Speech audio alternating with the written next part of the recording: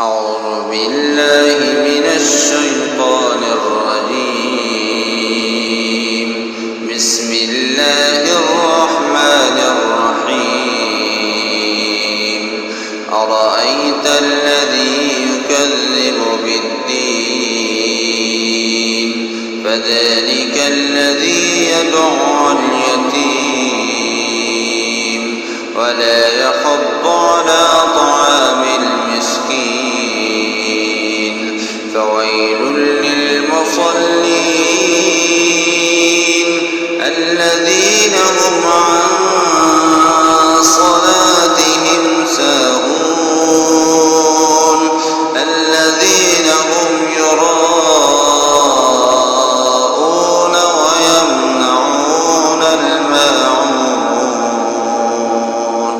Subscribe my YouTube channel. Thank you.